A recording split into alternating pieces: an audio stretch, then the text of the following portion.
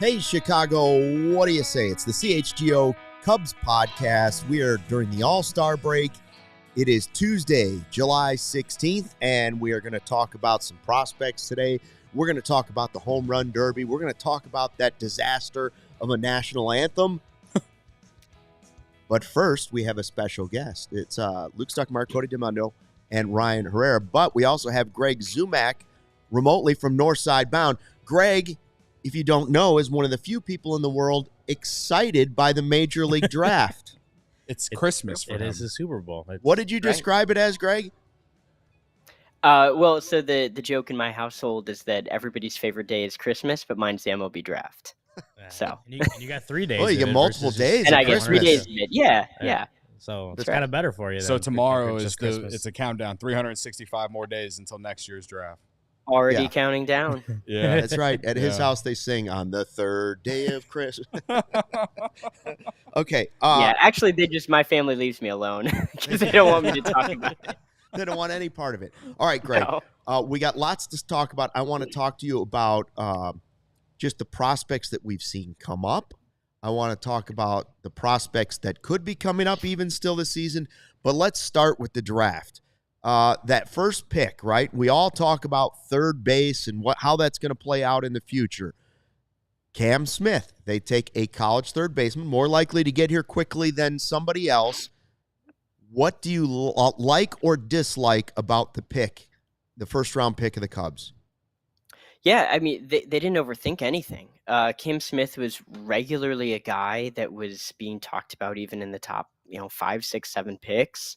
Earlier in the year, he looked really, really good. It's a guy that's a little bit on the younger side for the class. And last year, if you looked at him in 2023, you thought, yeah, he's probably maybe a first rounder, something like that. He remade his swing in the Cape Cod League last year, and the Cubs love Cape Cod League. For folks that aren't super into this world, the Cape Cod League is the best summer baseball way that you can judge a college player. They hit with wood bats, and it's just a fantastic way to judge it, and the Cubs buy into it. The MVP a couple years ago in the Cape Cod League, Matt Shaw. One of the best offensive performers last year, Cam Smith. And actually their second rounder, which we'll talk about, I'm sure. Earlier in the year, Cam Smith looked awesome. He looked like I graded him out as an above average third baseman. I thought he was really good, had good range, secure at the position. Later on during the year, I saw him in Omaha at the College World Series live.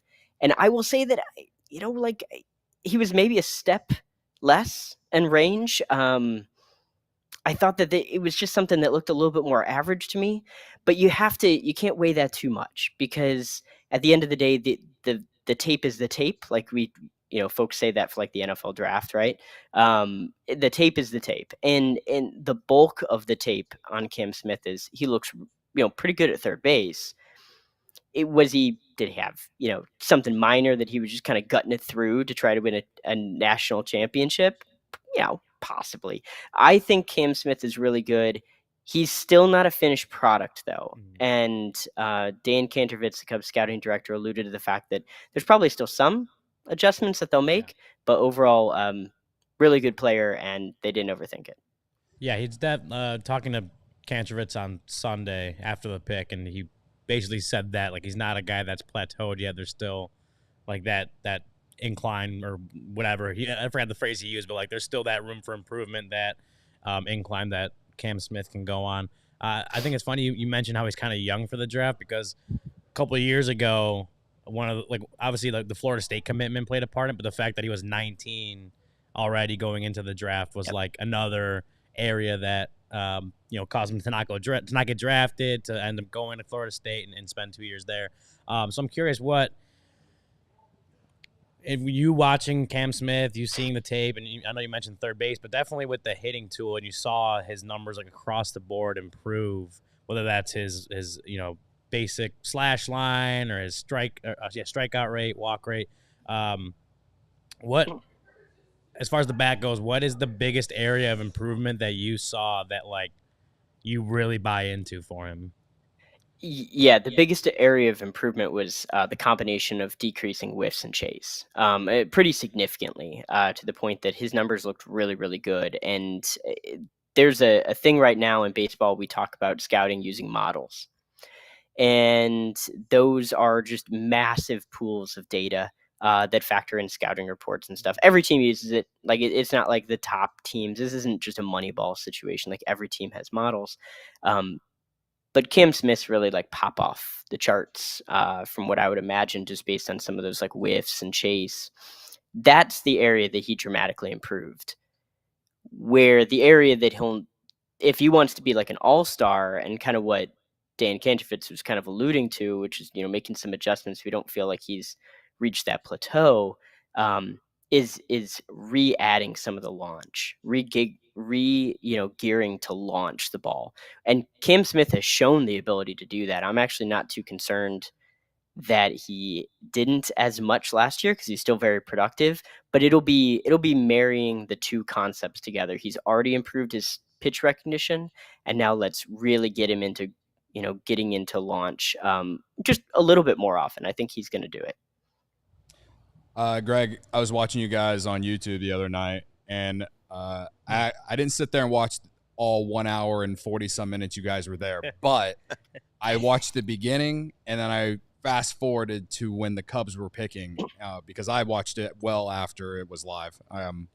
And at the beginning, you guys put your predictions on who you thought the Cubs were going to draft, and none of you said Cam Smith, I'm pretty sure, based off my memory. So it seems like you're okay with this pick. But if it wasn't going to be Cam Smith, I can't remember the guy's name that you said, but is that still the guy that you would have preferred to have if it wasn't Cam Smith? So the guy that I've talked about since December was Trey Savage, who went 20th to Toronto. He's a pitcher out of East Carolina. And I'm not going to speculate or anything, but it's been kind of talked about that he might have fallen for something fairly minor from a medical perspective. It's not like an arm injury or anything like that, but just teams have to make these multi-million-dollar decisions, and had maybe there not been something minor going on, he could have gone top 10. So I'm not privy to that kind of information. So I don't have to make those multi-million-dollar decisions. From a pure just player standpoint, that was the guy I wanted. Cam Smith was like right in that discussion, but no, I thought that there was a decent chance that Savage could have been an option at the pick. Greg, I know the Cubs will always say, we went for the best player available, right? That's the draft theory of every team in Major League Baseball. So we're going to take the best guy, and we'll let it sort out after that. Number one guy on our board. That's right. We got our number one guy. But I also don't think it's just a coincidence that 3 of their first 5 picks are third baseman, and catcher, okay? Those are positions of need on this current Cubs team, and that you don't really know where the future is going with any of that. So at third base, having known that Shaw was the guy last year, third baseman at the time, maybe a third baseman of the future, and now you have Smith, and you're trying Morel, who's also young at third base, which defensively hasn't gone well. If you had to guess in 3-4 years who's playing third base, and maybe they become the third, they're constantly looking for the next Aramis Ramirez, a guy for a decade that's going to be their third baseman. Which of these guys will it be? So I'm going to go with the natural third baseman, and that's Cam Smith. I'm not a big fan of the shiny new toy syndrome situation where like, oh, well, Cam Smith's awesome, right? Like he's a better prospect, he's new and all that. And that's not the case. I actually still think Matt Shaw is actually a better prospect. What he's proven so far is better. From an offensive standpoint, Shaw is doing things that you dream of, getting out of a prospect from last year. Since the time that I saw Matt Shaw live in Omaha at the Big Ten Championship, I think he's done really good work to make himself a little bit better at third base. And in the infield, I really do think he's put in the tremendous amount of effort. It just has felt like he's more of a natural second baseman to me. So if he's playing a mix of that, or just you let the bat eat and he's playing infield, outfield, you never want to throw Ben Zobrist comp on somebody. It doesn't work. But like that type of usage profile, not like that type of impact bat. That's the kind of thing that would be just fine. And like championship caliber clubs have that. if we're talking who's going to be slotting in at third base, I'm going to go with the natural guy and the one that I've graded out as an above average third baseman at times, and that's Cam Smith. Interesting. I'm curious in an overall perspective, just where you've seen the Cubs draft so far. Obviously, Eli Lovich was the 11th round pick to start today, and Daniel Avisha from Grand Canyon University just picked him with the 12th round pick. Yep, a redraft too on that one. They took him a couple years ago. Yeah. So there you go. So there's that. A lot of college players. I think 3 or 4 high school players so far. The strategy of picking a lot of college bats, even some college arms. Obviously, not as many. It's been a lot more college bats, obviously. Just the strategy the Cubs that you're seeing the Cubs go with. What are your thoughts on? Yeah, what are your thoughts on that? On just sticking with the college players, a little bit older, maybe a little more fast track to the big leagues than a high school guy. How do you feel about that kind of strategy? Yeah, it seems to be what they've been doing the past few years. I also do think that there's some element of it's just where they're picking in the draft. The teams that have been prioritizing high school have just been picking higher. Now that's good because you don't really want to be picking high. You want to be picking low. You want to be winning. and the Cubs are kind of in a middle ground right now. You want to be picking in the 25, 26, 27, 28 range. So that's going to be the goal, right? Like, I love the draft, but if you could tell me that we're picking at the end of the first round because we just won the World Series, I'm going to be a lot happier about that. And in the middle of the first round is still a time when a lot of those college guys are still there and they're still pretty good. I personally think the Cubs should lean into the variance. So like a wider range of outcomes that comes with some of those prep players a little bit more. And I've kind of talked to some folks about that. And I think that ultimately that may happen in the future. There's a few guys that I know that they were very interested in that just weren't on the board. They got picked, a handful of picks ahead of them that they would have taken. And they were in high school. I'm not talking the Cam Smith route. I'm talking other picks later in the draft. I should have been more clear there. And so, I think they would have been fine taking some risky guys at times. But they went a little bit of the safer profile. They're popping on these models, I'm sure, and ultimately, I guess we'll see down the line if they're right or not. Greg, we got to hit an ad break here in a couple minutes, but real quickly, I do want to ask you about one of those maybe riskier players. I think his last name is Southison, Ty Southison, the shortstop that's committed to Tennessee. So they would have to throw some money at him to get him to not go to Tennessee. From what I've seen and heard reading draft experts like yourself, it sounds like he's a lot of people are high on that pick.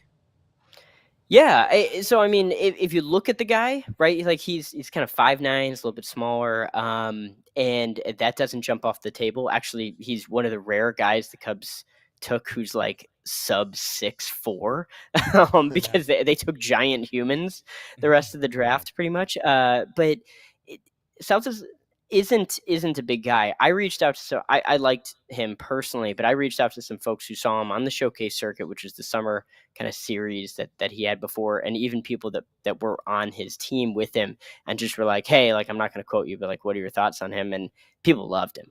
They thought he was like one of the best players on their team. Somebody said he was the best player on their team, and then rattled off a few of the folks that are on that team. And I was like, well, those are some really good players. So I think folks really like him. He's a guy where you're betting on the bat, just kind of continuing to doing what he's doing, growing into strength. But yeah, he's an interesting roll of the dice. He seems like a great kid. Nice. We are talking with Greg Zumach from Northside Bound. We'll talk more with him here in a couple seconds about Cubs prospects moving forward. But first, let the sun shine in. Our friends at Sunnyside Cannabis Dispensary are here to elevate your summer. Sunnyside is your home for judgment-free cannabis shopping. They have a crazy selection of over 100 different strains to choose from with easy online ordering and in-store pickup. Wherever you are in Illinois, Sunnyside has a location for you. They have spots as far south as Champaign and as far north as South Beloit. Stop in a store nearest you for expert guidance from their staff or select from quality lines like Cresco and FloriCal. Here for the summer is Good News Tea Time Disposable Vape, bringing the classic lemonade flavor that's perfect for the golf course because we all need a little help staying loose on the green. I'm picking up for our guy Corey some of Mini Seagal's award-winning chocolates at Sunnyside. Oh, he loves them. And you can too by heading to sunnyside.shop and using the code HICHGO at checkout for 35% off brands like Cresco, Good News, and more to elevate your first purchase. Sunnyside Cannabis Dispensary, bright buys every day, only 21 and older or Illinois medical card holders. Folks, Prize Picks is America's #1 daily fantasy sports app with over 5 million active members. Prize Picks is the easiest and most exciting way to play daily fantasy sports. Unlike other apps, on Prize Picks, it's just you against the numbers. All you do is pick more or less on 2 to 6 player stat projections and watch the winnings roll in. Get in on the daily action with your friends and become part of the Prize Picks community today. If you're looking for promotions, Prize Picks has you covered every week. I know 4th of July, they had I can't remember who the guy's name was, but just to eat one hot dog. It was a free square just to eat one hot dog, right. And he definitely ate one hot dog, at least. They always have, that's my favorite part about Prize Picks is like the free squares that you can give for certain events and stuff. So I'm sure they had one for the home run derby. I believe they have one now for LeBron in Paris. I think he's something like he's got to score a basket. Oh, nice. It's pretty good. Oh, it's a pretty good free square. That is a pretty good free square. So check that out. Again, the home run derby last night. If you had anything on Teoscar Hernandez or Bobby Witt or something like that, probably came out looking pretty good. It's the cool thing about Prize Picks. It's not just like random games. They have home run derby. They'll have things for the All-Star game tonight, I'm sure. Strikeouts for Paul Skeens first inning. I'm sure there's something related to that on Prize Picks. So download the app today. Use code CHGO for a first deposit matchup to $100. That's code CHGO for a first deposit matchup to $100. Prize Picks. Pick more, pick less. It's that easy. Can I ask one more question related to Cam Smith? Go ahead. Yeah. Okay. By the way, did you see that he said his grandmother was the one that got him into baseball, and she's a diehard Cubs fan. Yeah. So I saw him on Instagram change his picture. He's wearing a Cubs hat when he was like a child. He said his grandparents, they're from Indiana, so they won. Like when he was 7 or 8, took him on a tour of Wrigley. The Cubs were away, so they weren't playing there, but did one of the fan tours and whatever. So that's like his Cubs connection, which is pretty cool. You always love to see that. That reels me in immediately. Us fans like me. So my question, Greg, about Cam Smith, my last one is, I know you haven't seen him play professional ball yet, but when do you project him to be on the Chicago Cubs? Yeah, that's a tough one. Question. It's the most important question for anyone who doesn't follow the draft like me. No, I mean, I think let's use like the Matt Shaw as kind of like the extreme trajectory outlier. Like Matt Shaw forced his way all the way up to Double-A in his draft year, and people were talking about like he could maybe be up at the end of 2024, and that's like super fast.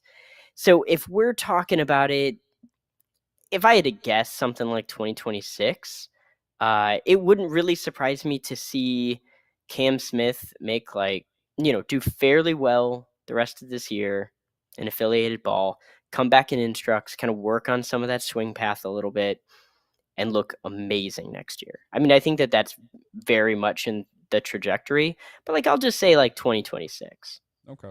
That's optimistic. Okay. Optimistic because I'd like to see the Chris Bryant path to the majors. Listen, let's get another Chris Bryant. Yeah, right.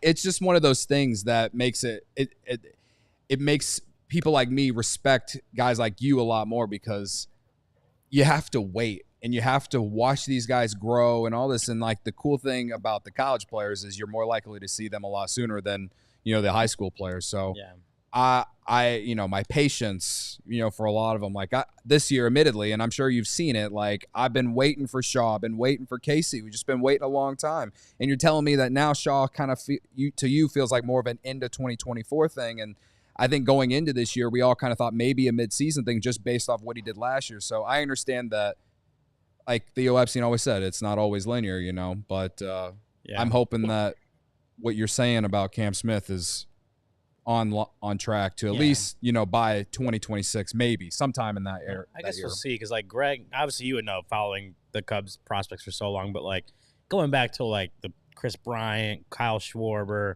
like Nico Horner is a little bit more of an emergency call up, but like those guys were up within 2 years of getting drafted, like maybe even within a year and a half of getting drafted. Hap was fast. So those are college hitters. Hap too, right? So like those are college hitters, and like even now, like Jordan Wicks is obviously already up in the big leagues, debuted last season, and you mentioned Matt Shaw and Cade Horton's hurt, but they were in discussions of like, could these guys debut at some point this year? So I think with Cam Smith, like I think you, like, to my original point, is like you've seen the way college players have moved pretty quickly through this draft. Is that with Cam Smith specifically, is that someone that could actually kind of follow that same path? Or like you said, he's a little bit younger, on the younger side though. So yeah, I mean, I think that the age has to be a factor. The other thing that is small and nuanced, but I think it matters here, is that the draft is like a month and a half later.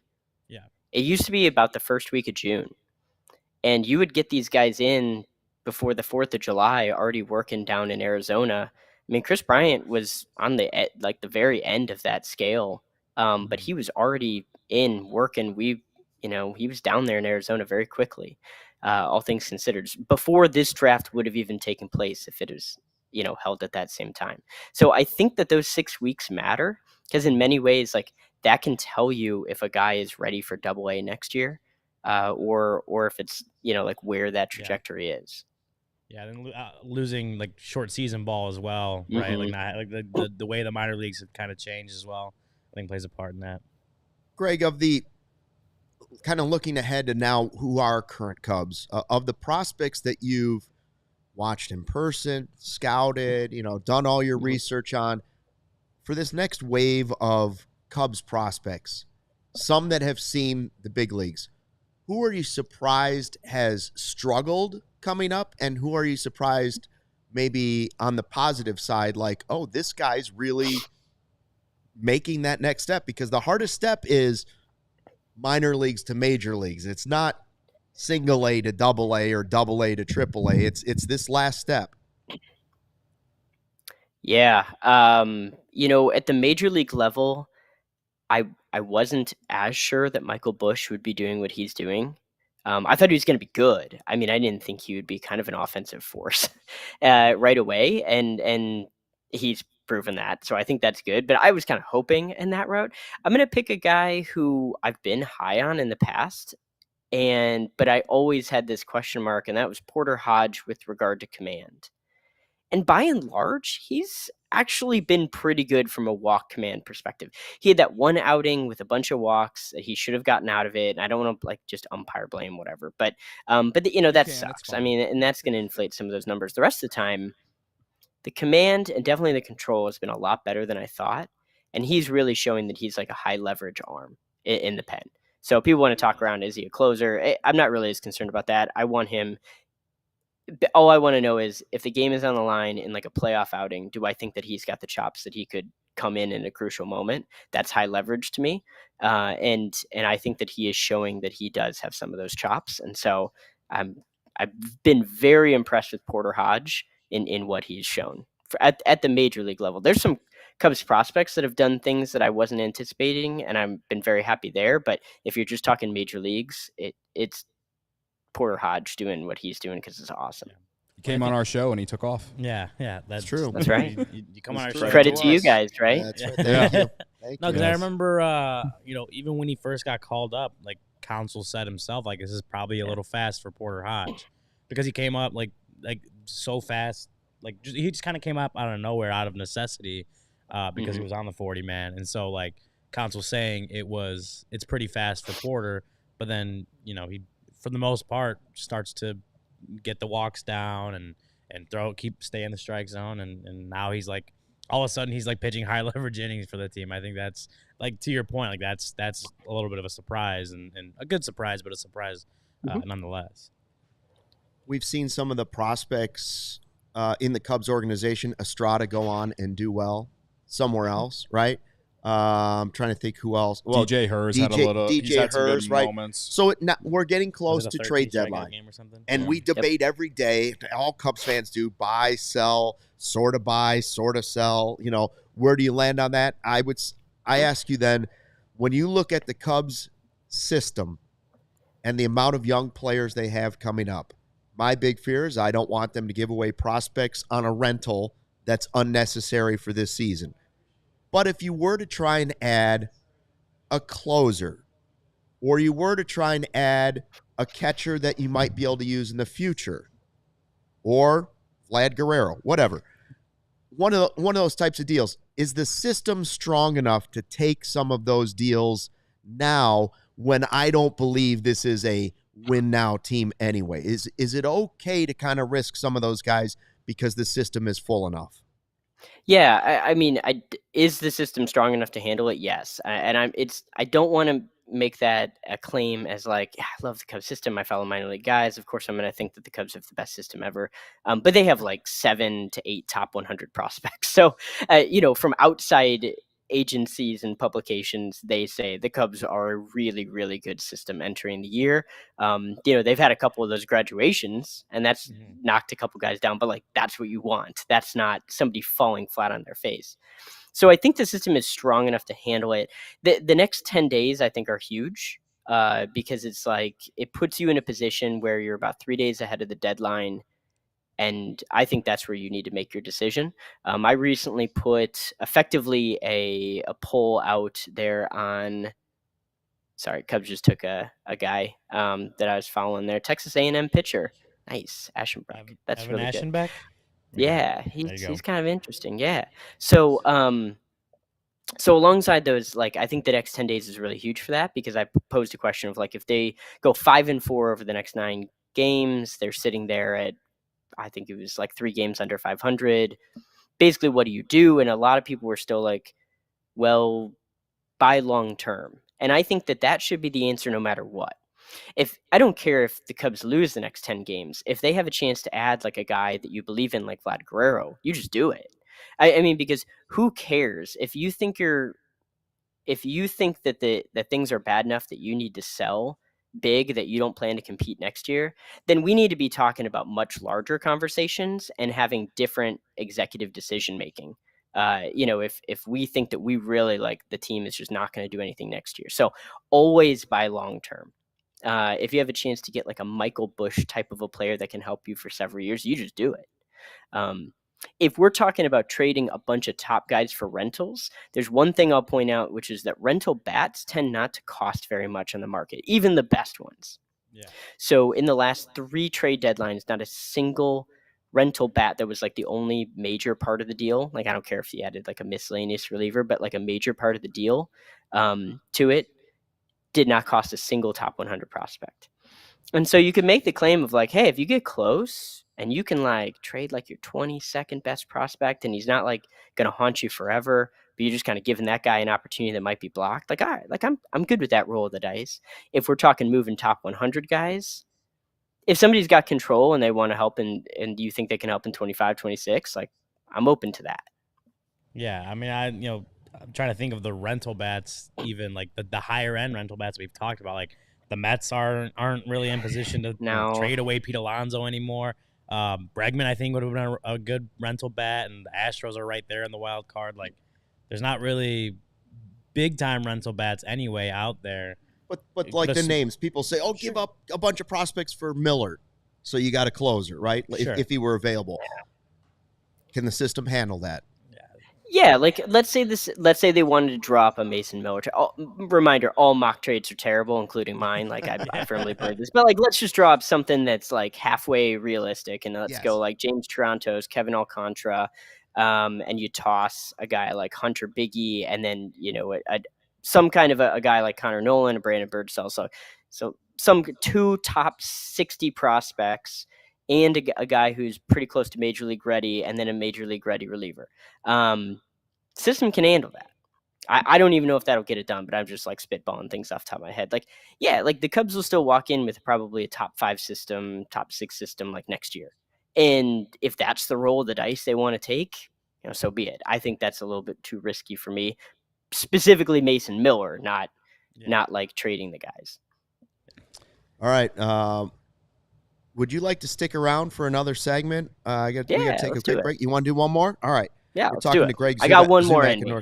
Oh, good. Of Northside Bound, and we're having a lot of fun, and we'll talk more about that coming up here in a second. But first, make sure you wet your whistle with a spectacular seltzer. Penrose Brewing from Geneva, Illinois. Seltz-ups and hard seltzers with real fruit, led by Lemon Seltz-Up, a national gold medal winning hard seltzer with real lemons.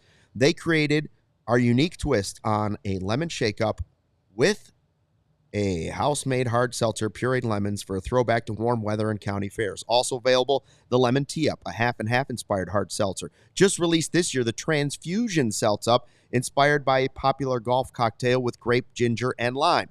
Penrose is available at your local beverage retailer or visit Penrose's tap room right in Geneva, Illinois. For more information, go to penrosebrewing.com or follow them on social media at Penrose Brewing.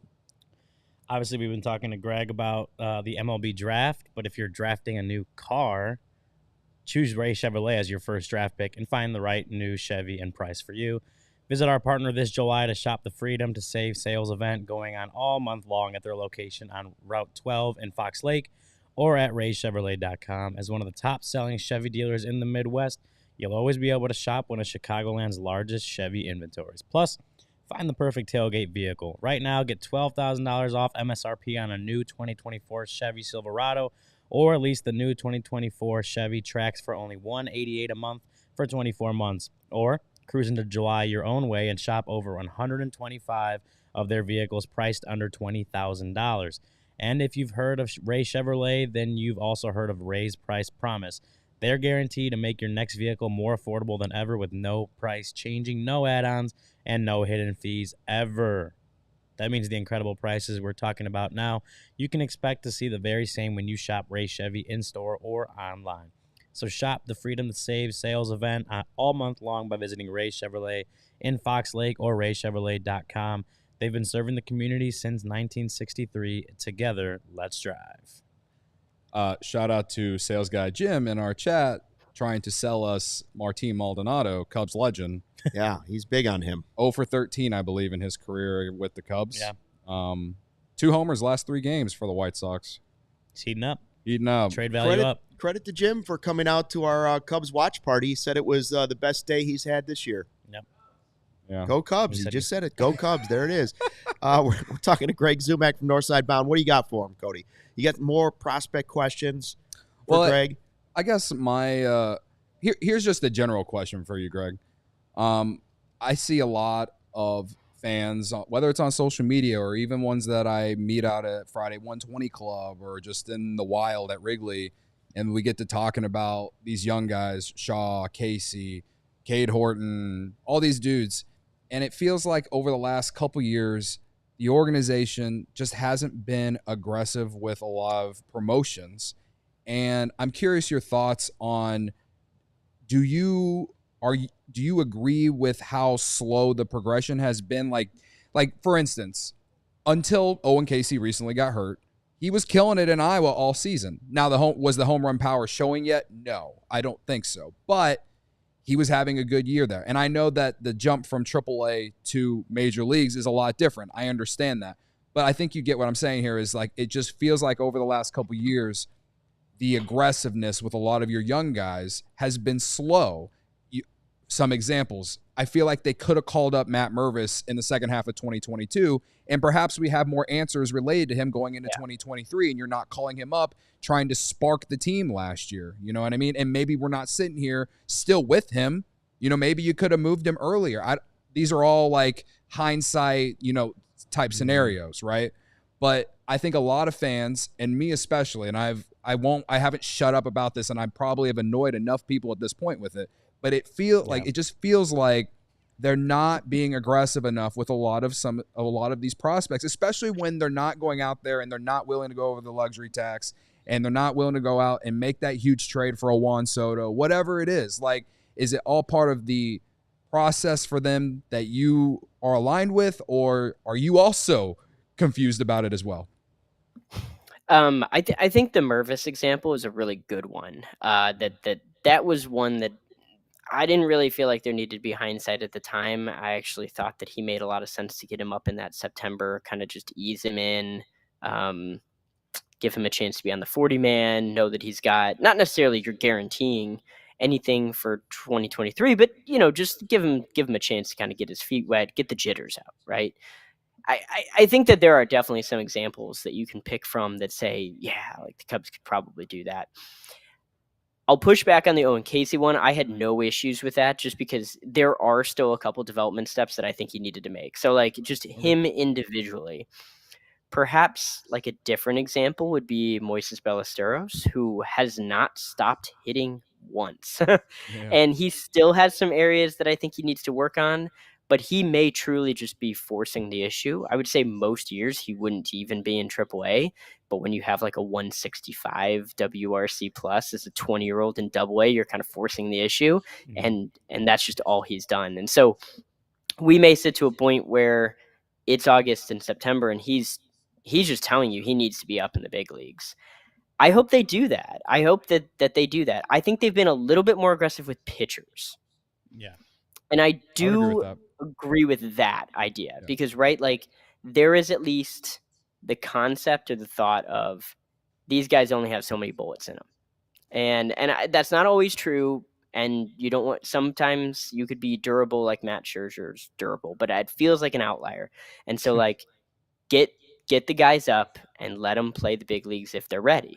And so like they've at least been a little bit more aggressive with that, with some of their guys in the upper minors. Porter Hodge being an example. Yeah. Like the prior regime, maybe at this point they would have promoted him, but like there was a little bit more hesitancy there.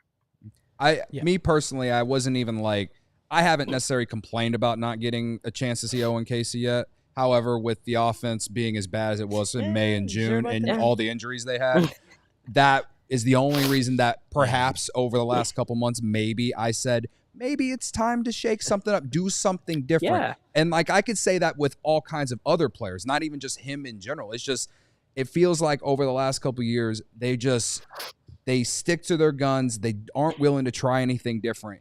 And as a fan on the outside, it's like insanity. No, I think, and the other examples, and you mentioned pitching, like Jordan Wicks, Luke Little, Daniel Palencia last year. Like those, like Luke Little and Palencia went from high A, I think, starting last season all the way to the big leagues. They started that year, like high A and double A, yeah. Yeah, so like they moved pretty quickly, and I mean PCA was a little bit more on the aggressive side. You can make the argument, didn't have a ton of experience in AAA. They brought him up in September, and even like obviously Matt Shaw and Cade Horton haven't made it to the big leagues, but you mentioned earlier how Shaw was already in AA by the end of his draft season. Cade Horton could have, like, had he not been hurt, maybe he's on the track to actually debuting sometime soon. So I would kind of also push back and just argue that you have examples on both sides for sure of them being a little bit more aggressive, a little bit more conservative for some of these guys that I mean everyone wants to see what Owen Casey can do. When you got some of the best exit velos in baseball, not just minor leagues, like people want to see that. But like as you mentioned, like there are still developmental steps he needs to take before you want to throw him into the fire like that. I think that's fair. Before he got hurt, I wanted to see Brendan Davis badly. Yeah. Right. No, I did too. I got one more question for you, Greg, and it's this: if the Cubs, which is totally out of their comfort zone, were to shoot big in adding for the future, like I said, and go Luis Robert, go Garrett Crochet, and really stock up the prospects and say, you know what, we want guys that can help us win right now, and these are true, legitimate major league stars. Who are the prospects you would not be willing to part with for anybody? Well, man, I don't believe in untouchables. Like, I love prospects. Yeah. I follow prospects, and I mean, I'm very close to the situation there. But I mean, if you are talking actual MLB All-Stars, there are very, very few prospects across baseball that you should not be willing to move. And they probably are like the top 2 or 3. Like a Paul Skeens in March. You don't move Paul Skeens. Right. But like outside of that, you have to be willing to roll the dice there. But let's say somebody that they're moving them for somebody who's talented, but I do have some question marks. Like Garrett Crochet. I mean, I he's awesome. And if the Cubs could get him, like, holy cow, that's a huge ad. So is Robert. He's Probably. just hurt all the time. And Crochet has improved anything, really, except for a half season. Right. A little bit. Yeah, he's certain. So same kind of idea, right? Like all-stars, but you do have some injury issues, and you worry about getting kind of skunked on that one. Probably Moises Ballesteros. I think that's the guy that and Cade Horton. Those are the two. Those are my top two prospects in my recently released Northside Bound top 30 ranking, which admittedly I'm like far more focused on the draft over the last like 6 weeks, but I watched enough that I felt like I could put a top 30 ranking that had some nuance to it, and Cade Horton and Moises Ballesteros are my guys. I'm just not moving them outside of something crazy that I can't particularly think about. It doesn't mean that they wouldn't be justified in a deal like that. I think that's the disconnect there, right? Like fans of the White Sox, if you're watching this for some reason, welcome. But like, if you're sitting there going like, how could you say that Cade Horton isn't worth Garrett Crochet? Well, you could say that. I'm just saying that I wouldn't personally make that move.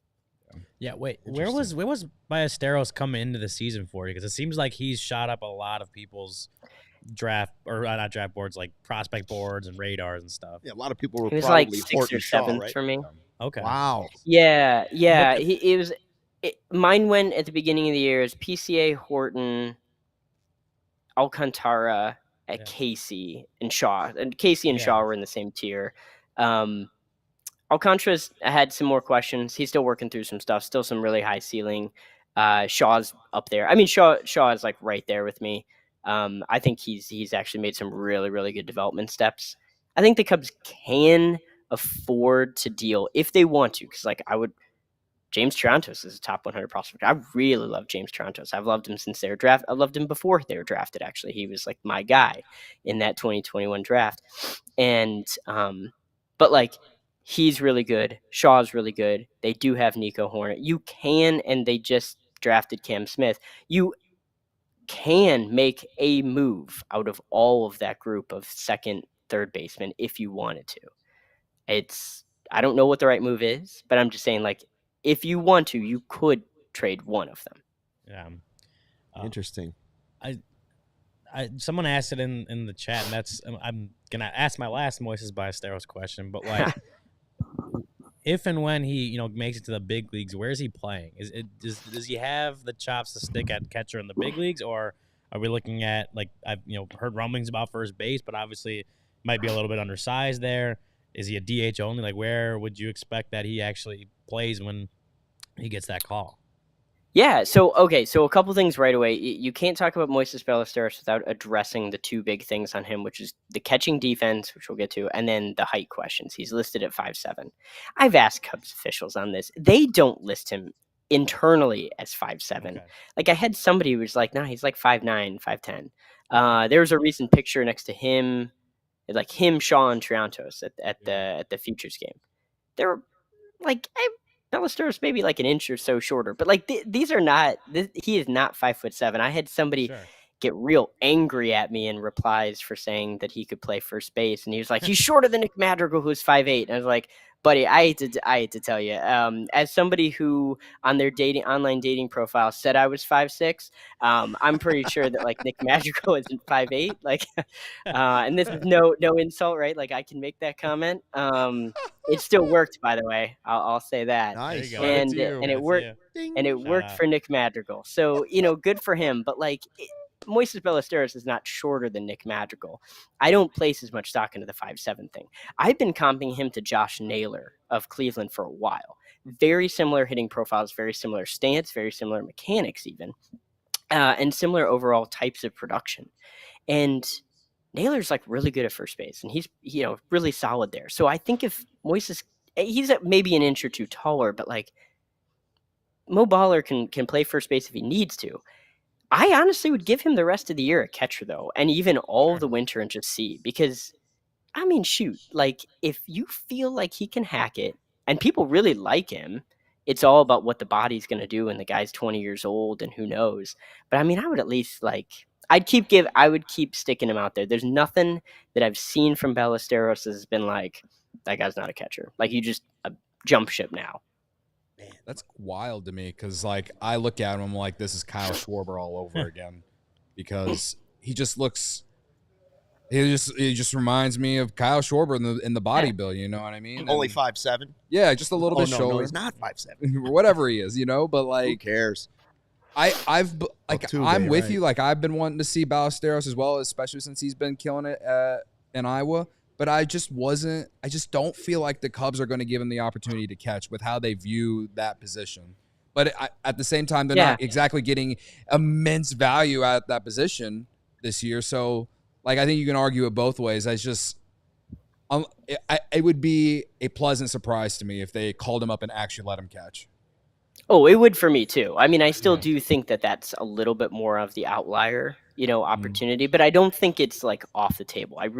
And so much about what the Cubs believe in are these soft skills that I can ask around, but like even his pitchers they're not going to be like fully transparent on something like that, right? Like you don't want to be a pitcher and then, say anything other than positive things about your catcher. But I haven't had any negative comments on that. Can't wait to see Mo Baller.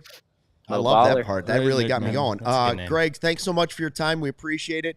Enjoy the rest of Christmas / the draft, and we'll talk to you again soon. All right. Thanks, guys. Thanks, Greg Greg. Zumach of Northside Bound. A lot of great information from him. Follows guys really closely. Does an excellent job. And someone you should follow on Twitter, I believe, Ivy Futures. Ivy Futures. Yes. Ivy Futures. And like I referenced it earlier, they were live during the first round of the draft. So if you want to get more insight about the entire first round, like they didn't just cover the Cubs. Like they were talking about every pick, I feel like. And yeah, it's just like if you're really trying to get more interested into college baseball, the Cubs prospects in general, like Northside Bound, I think we're not letting any new news know. I think a lot of people know who these guys are, but just emphasizing it even more. Yeah. The Gregs, Brian Smith. Yeah. And our guy Rich Biesterfield, who's in the chat today. The law firm of Greg, and Brian. Yeah. And then Todd too. So did you watch the home run derby last night? I didn't because the storm started to hit, and I had the kids in the basement, and I was trying to get the kids to bed, all that stuff. So I didn't even watch the home run derby. But I heard it was actually a good one. Did you enjoy it? Because I've lost interest in it. It had a great ending, and I felt like it was close. Like there was not one person who stuck out as better than someone else, and it legitimately came down to the very end. So I mean, I had it on. Like I was doing my job and clipping my Jim Edmonds rant while also watching. I had it in the background or as background noise, but yeah, it was entertaining. The only thing that I've ever had to get like this new version of the home run derby is like it's like. The timer, it goes so fast. It's like they hit it and then they have to the pitcher's thrown. And it's like it takes away the aura of watching the ball fly into the stands. And some of these balls are like absolute tanks that you're not seeing on a regular basis in an MLB game.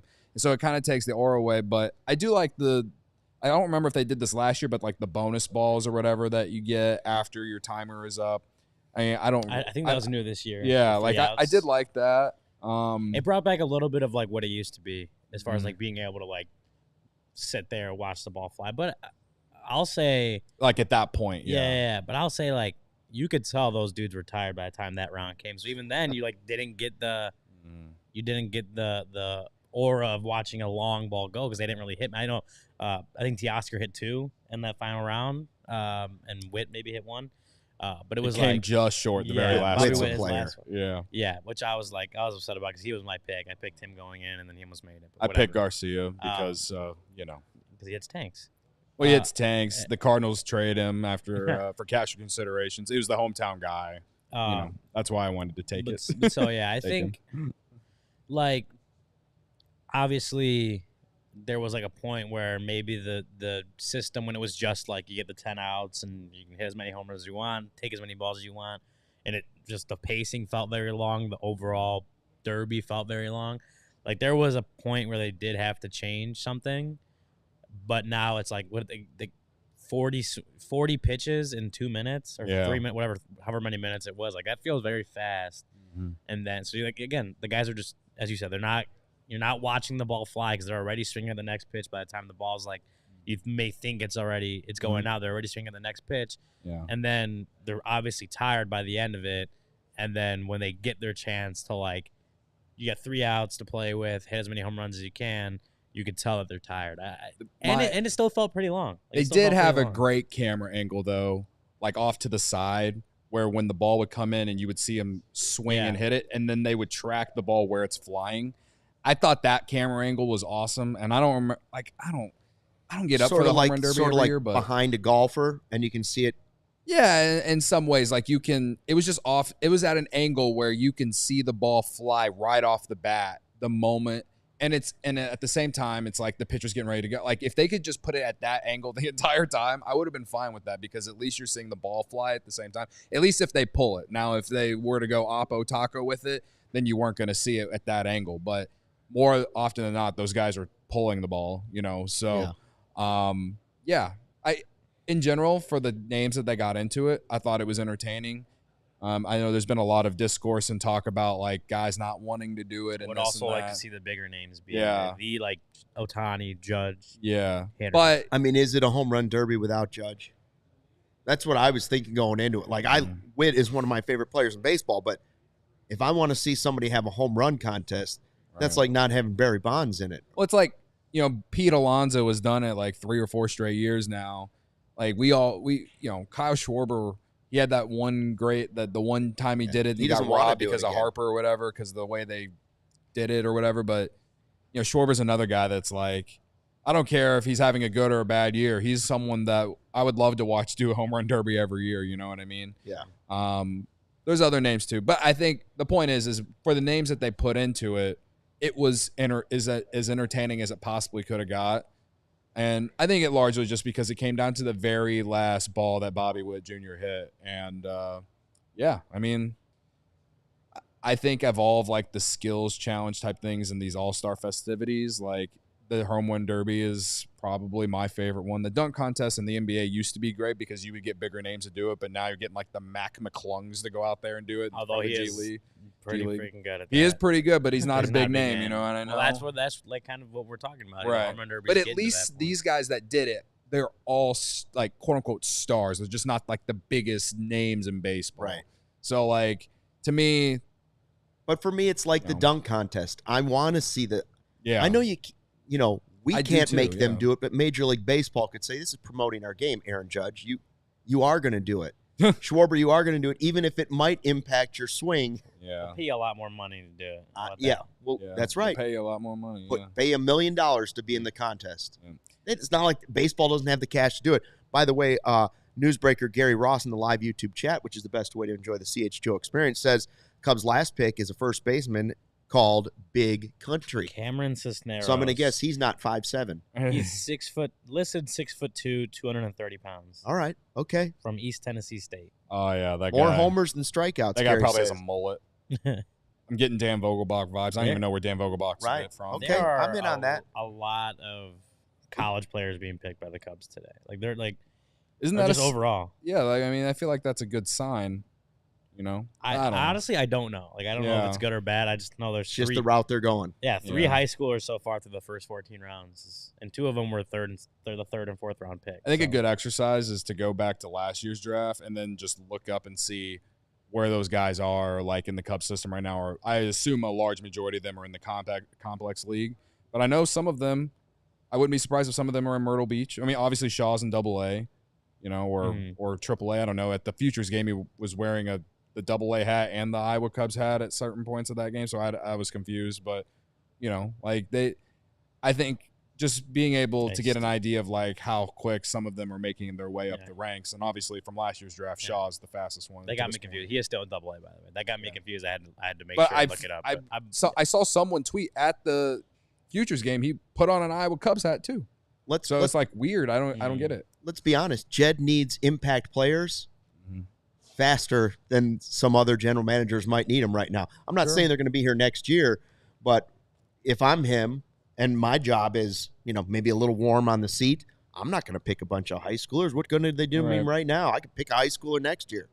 In general, with Cam Smith, I mean, his interview that Marquis did, Cole Wright did with him, we kind of mentioned it earlier, him talking about family ties to the Cubs and stuff like that. Like, you go on to your Zoom call wearing those glasses and having that swag. I mean, and then seeing some of the highlights, the the energy he shows on the field and stuff when things are going well, like he could be a guy that perhaps we're talking about in a few years, and maybe he is the guy to be that third baseman. So much for the Cubs roster will be so different by the time this guy makes his major league debut, and that's why you can't just look at what position these guys are drafting at and think about how is this going to affect the team now, because it just isn't, like, unless it's a Paul Skeens or someone like that, But it's very, like, those are generational type guys. I'm not saying that I don't think Cam Smith can't be a generational guy, but I mean the Cubs picked at 14th, so we'll see. I was thinking the only part I saw the home run derby was, of course, on social media. It was the national anthem. Oh, and I was thinking Cody singing Creed is better than this. Credit to me. Credit to you. Like that, and that woman has been nominated for 4 Grammys. Did you hear that? Was she drunk? She was. Well, we just found out. Is that what it is? She was wasted? Yeah, she's checked herself into rehab as of today. Wow. Oh, that just happened? Yikes. Yeah, Jay was telling us that she posted about it, like apologizing, saying she was wasted and that now she's checking herself into rehab. And I was like... I was going to say. She's got a problem, obviously. Well, that's now why. I feel bad for trolling. No, I mean, like, it was horrific. She was blacked out. She's a legit... Yeah. I said it to my wife. She couldn't even listen to it. She said, I don't want to hear anymore. It's too. I can't listen to it. I said, she's got to be drunk. There's got to be something going on here. Yeah. I missed the national anthem when it first played, so I was like waiting for it, but I saw a discourse about it, and I got to like, I don't know, was it like 15 seconds in? I'm like, oh, this doesn't sound that bad. What's everyone complaining about? And then you get a little further, and I'm like, oh, yeah. wow, It was like, you always tweet the Michael Skiff, like, or Michael Scott, yikes. Yeah. The Michael Scott, the GIF, yes. I'm like, I tweeted from CHGO Cubs, like, yikes. It's still not worse than Carl Lewis, but that was the worst one of all time. Fergie, yeah, well, she took over. Hopefully, she's going to get the help that she needs, because that was going to be the low point of her career, I believe. Also, in relation to the home run derby, one more time, shout out to Cubs legend James Russell. You almost pitched just bad enough to help Bobby Witt win the derby. He almost came so close. Threw just enough meatballs. Just enough. Almost. Came just close. We've got another watch party coming up, by the way, July 26th, Miller's Ale House in Schaumburg. It's a good spot. Mid-Suburban League area. It's a good spot. I've been there. 1300 Meacham Road. Meacham. All right, so that's going to be fun. We got a Friday 120 club coming up, and I have one quick, I think tomorrow, with Alex Cohen. We'll also play a little bit over-under, but I want to do one today before we go. Cubs wins this season. Now we're looking back. I said 90 before the season. That's off the table. Cubs wins over or under 79. Where are they at right now? They're 47. 51. Yeah, 47. They got roughly 60 games left, something like that. 64. Over under 79. I'll take the over because I'm a delusional idiot. I'll go. You think at least 80. I'll go over on that one. I said this like before they went on this like 5 or winning of 8 of 11 or whatever. That at this point, if you finish the year 500, but you see some sort of progression from guys like PCA and whoever else they call up, and maybe some of these bullpen guys, really make a stamp in going into next year in the second half of the year, then maybe this year won't be as disappointing as I feel in the moment. I'll still be disappointed about the year in general because this year they should be making the playoffs. That was the expectation. That's what we as fans expected. It's year 4 of the Hoyer era, and if you don't make the playoffs, in my opinion, it's a massive, massive, massive failure. But if there will be one silver lining going into 2025 is if some of these young guys, like I just mentioned, help this team get over the 80, like get to 80 wins, be a 500 team at the very end of the year, and you see a lot of progression. We've seen it from Michael Busch. Can you do it the entire year? Is PCA going to build off this past weekend going into the second half? Some of these other guys too. Morel have a better second half. Dansby. Like, again, it's very much me grasping for straws, and I don't expect anyone to like be in agreement with me on this, but that is what, if there is any silver lining that I'll have for this year, is if we see a lot of the young guys that we know are going to be here in the future take big steps. And the only way that I think they can get to 80 wins plus is if those things continue. That's just the facts. I think they can get there. Also, real quick before we leave, can you believe Cody said he hasn't been complaining about Owen Casey? Not being called up? I haven't. I don't know. Okay. Maybe I said that if with considering the certain circumstances that were at one time with this team, yes, they should have, like, I would have liked them to be a little aggressive with someone. Maybe I said Owen Casey, but There you go. I didn't say that I expected him to be up before August. No, that's for sure. No. It's just I'll give you that. when they had all those injuries and when the team is playing bad and you're just doing the same thing over and over, Call it's up insanity. anybody. Yes, that's all I was saying. I will say I agreed with that. That's all I was saying. Hey, so, it is what it is. Big thanks to Greg Zumach. Tomorrow, Alex Cohen, play-by-play man of the future. I did a great job. And now he's gonna do the game on Friday too. Yeah. We have to bully him into giving us a shout out on the broadcast. Right. We have to. And if he could drop an ass man in there somewhere, an ass that would be. Yeah. I know Steele's pitching on Friday, but a lot of people stealing that bit on social media. I saw. Thanks for checking out the CHGO Cubs podcast. We appreciate it. We'll be back tomorrow at 1:20. Until then, fly the W. We all silly like the mayor.